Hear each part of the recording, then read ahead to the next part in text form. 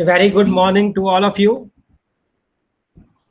Today, we are going to discuss about how to draft a plaint, or in other words, what are the steps involved in the structure of preparing a plaint. Before I am going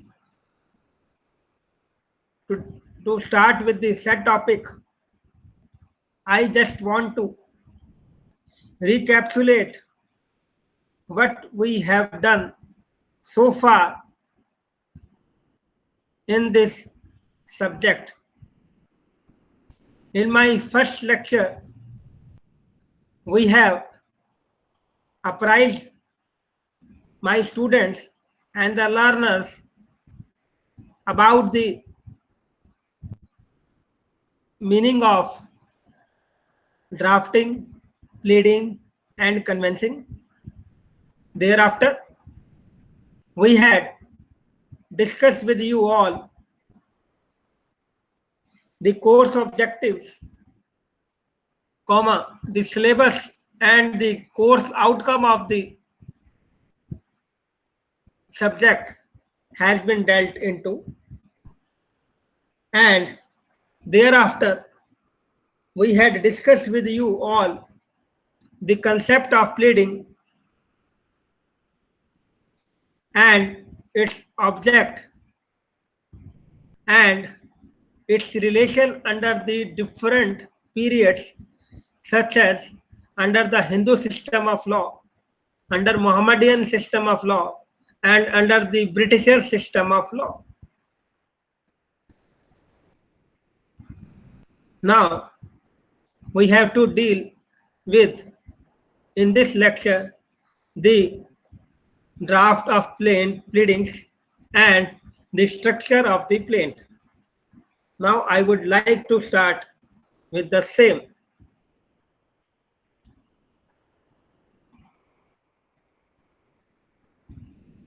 As you all are aware that pleadings has been defined under Order 6 Rule 1 CPC, whereby it defines or whereby it includes plaint or a written statement. It does not say that it includes both plaint and written statement. So from the above, it can be inferred that either of the two would come under the definition of pleadings. But by virtue of interpretation of law by Supreme Courts, the words or has been interpreted as and. Therefore, in the words of the judicial jurisprudence, we may say that pleading includes plaint, written statements, and also replication at some point of time. Now, I will move further. Before I would deal with the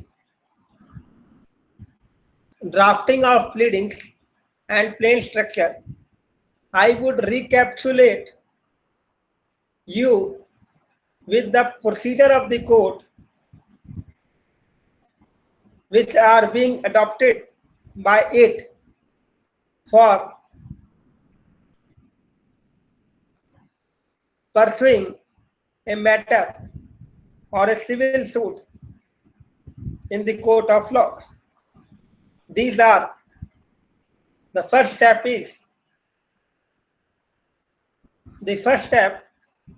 for institution of suit is by way of filing of plaint.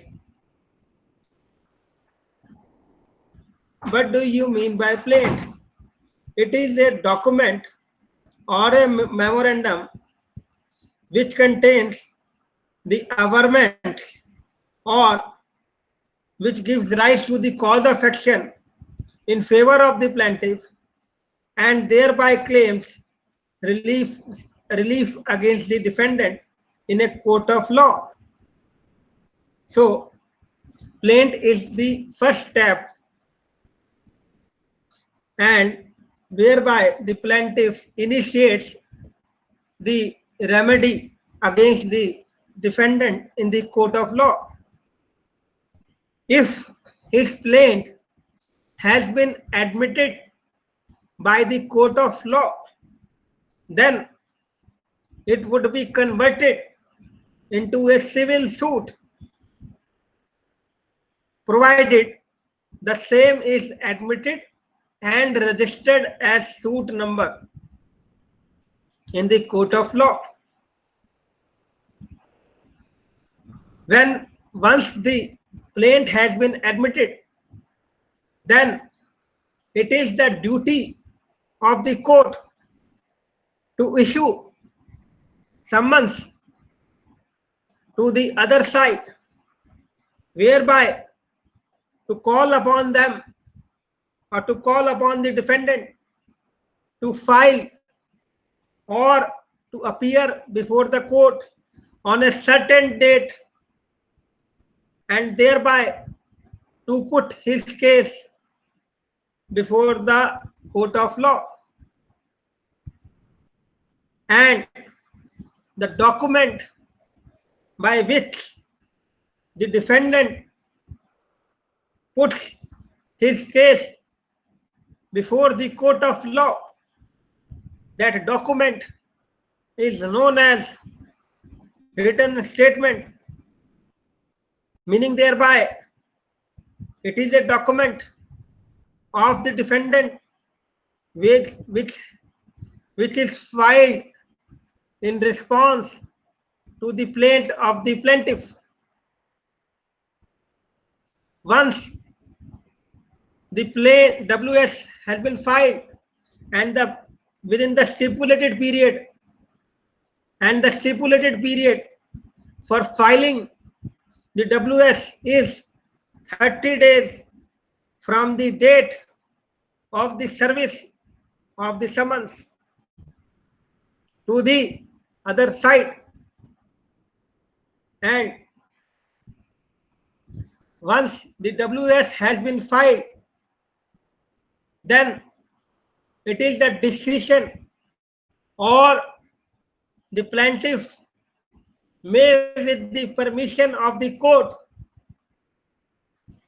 may file replication.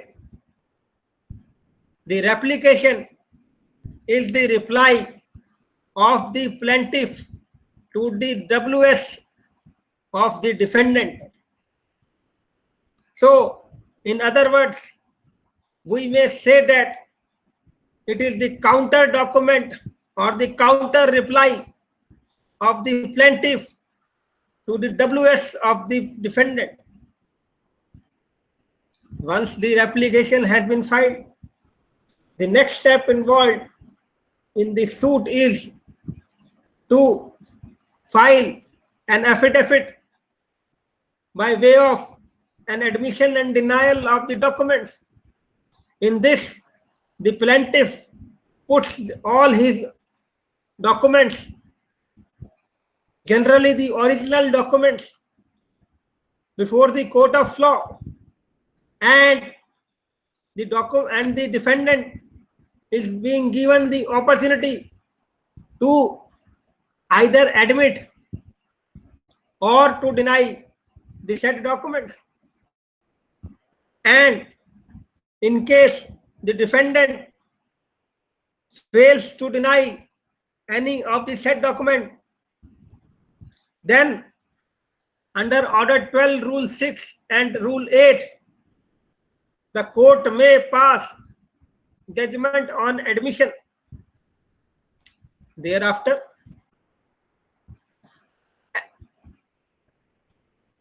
and the same right is also been given to the defendant to put all his original documents before the court, and thereby plaintiff being given the opportunity either to admit or to deny the said documents. Once the admission and denial of the documents being completed in the matter, thereafter the matter would be put or be listed for framing of an issue in the case. What do you mean by framing of issues? Meaning thereby, these are disputed question of fact or law which has to be decided by the court. So these questions needs to be framed, and the onus of framing these charges or the issues is upon the court, and for this the court may take the assistance of both the plaintiff as well as of the defendant.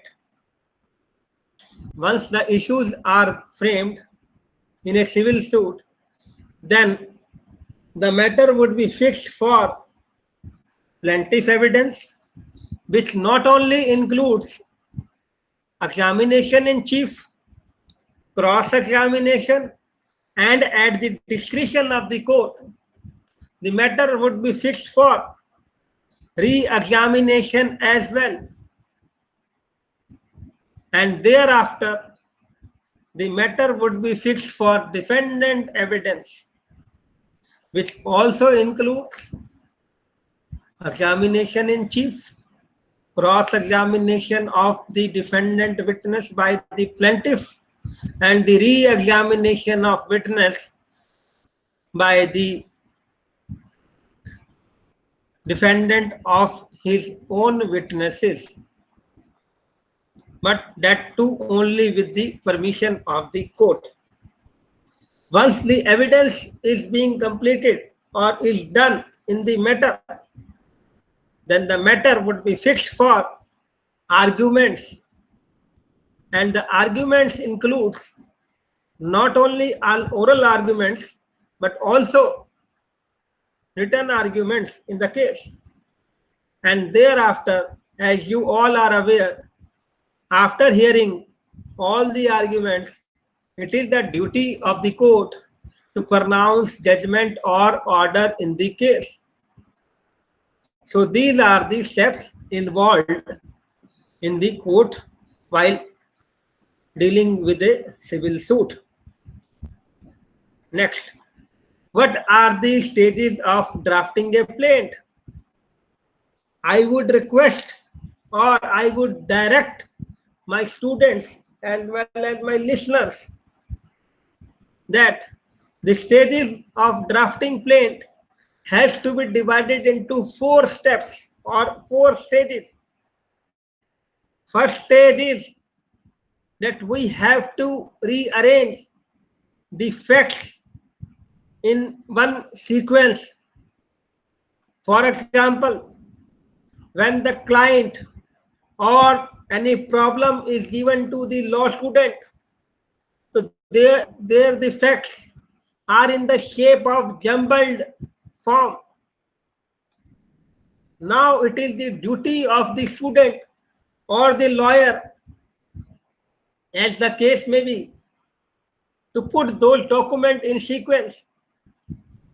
As far as the court file is concerned, I would request my listeners that the court file is different from the file maintained by any other office. The office file contains the latest document at the top, whereas the court file puts the latest document at the last. What is the need of it? The need of it is that we have to arrange the facts in the form of storytelling. That means we have to put our case, and there must not be any missing link between the facts narrated and the story put by a counsel before the court of law.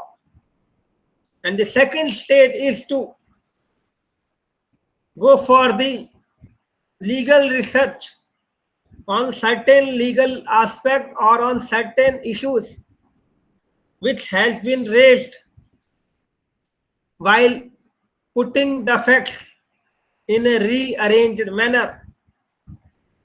So it is the duty of the student as well as of the listener or as that of the lawyer that he has to research upon the law with regard to the disputed question of fact as well as the law.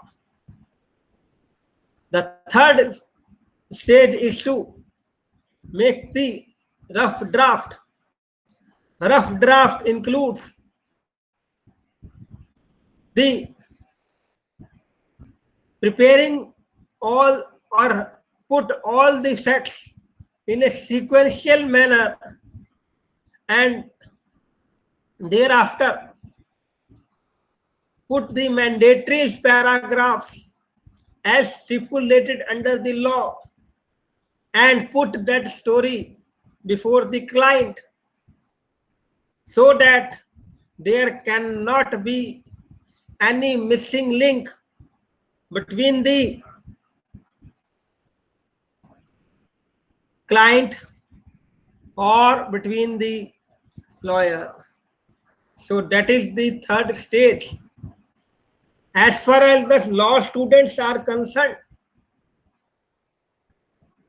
it is the duty of the law student that he has to practice and practice and practice, because we are into a legal practitioner and we will improve our drafting skills only by way of practice, practice, practice. So at least a rough draft is necessary so that he will ensure himself that all the facts narrated in the legal problem must be meted out, and thereafter process the final draft. Now, what would be seen in the final draft?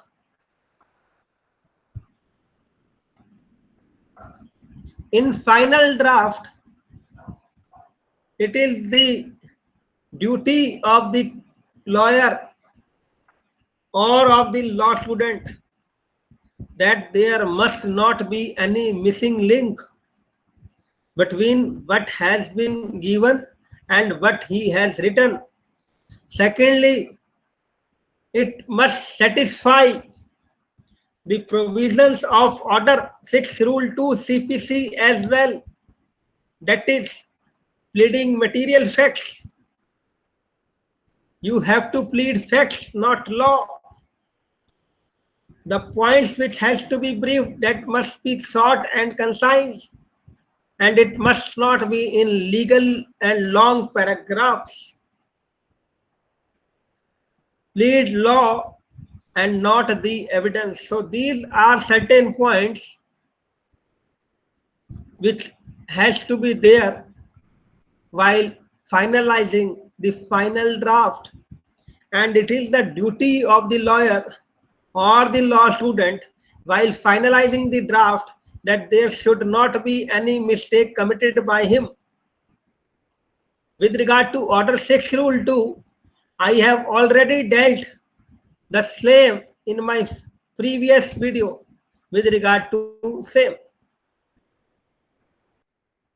Now, what are the mandatory paragraphs which needs to be there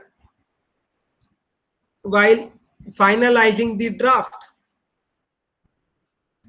The first mandatory paragraph which needs to be mentioned in the plaint is cause of action.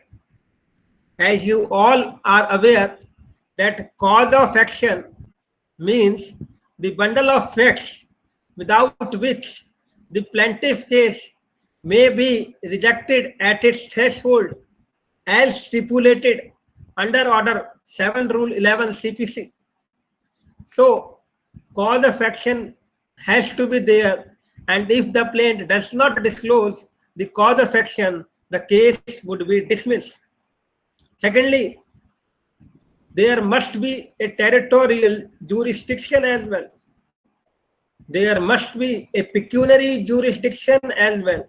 As you all are aware, if the court does not have the jurisdiction to try the suit, then under Order 7 Rule 10 CPC, the court has the power to return the plaint to the appropriate court of law.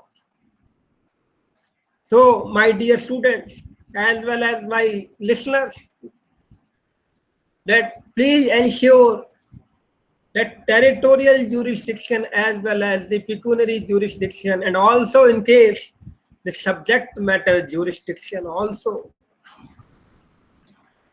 Next point is, you must also satisfy that the suit has been filed within the period of limitation. If the said period, if the suit has not been filed in a period of limitation, then appropriate application for condonation of delay has to be filed along with the said suit.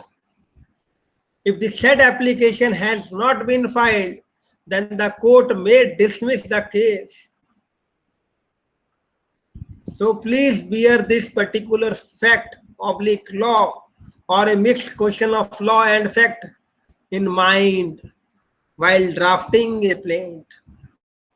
Next, value of the suit and the court fees. As you all are aware that the court fees has to be affixed with the plaint or the suit. If the plaint or the suit does not have the requisite court fees, then you have a remedy under the law that you may seek an extension for filing the court fees under Section 149 CPC. And if not, then court may also give another opportunity under Section Order 7 Rule 11 CPC. But if those remedies were not after giving opportunity, thus after giving both the opportunities and availing both the opportunities, the plaintiff does not put the requisite court fees, then in that particular circumstance, the court may dismiss the suit on the next date or after the stipulated time period. The last step involved, or the mandatory paragraph which has to be there in the plaint, is to make the prayer before the court. In this, the plaintiff has to put his relief sought from the court, and if the court is satisfied with the averments and the relief claimed, then the court may give him all the reliefs as demanded or as put by the plaintiff in his plaint. Otherwise, the court may pass any other order which it deems fit. The next mandatory paragraph under the plaint is that there must be a verification and a supporting affidavit. As you all are aware that if there is no affidavit annexed with the plaint, then also the court may reject the suit. And if without verification, then the lawyer may be put up in jeopardy. How? I will give you an answer in this particular slide. And this because there is a requirement under order 6th rule 15 clause 4 CPC, whereby it is mandated by the law that the plaint has to be supported by verification and an affidavit. And secondly, it saves the lawyer not to put him in jeopardize, because it helps the lawyer, whatever the averments raised in the plaint, it has been taken by him on the instructions from his client, thereby to save himself. Afterwards, if he loses the case, then the client would not take the plea that he has taken these plea of his own and without intimating me. So this is how it helps the lawyer to protect them in jeopardize afterwards. So this is all about today's lecture. In my next lecture, I would like to state, or I would like to take on written statement and affidavit. Till then, my students and my listener, please stay home, stay safe, and be positive. Hope you all have a good day ahead. Thank you very much. Will meet you in my next lecture very soon. Thank you very much once again.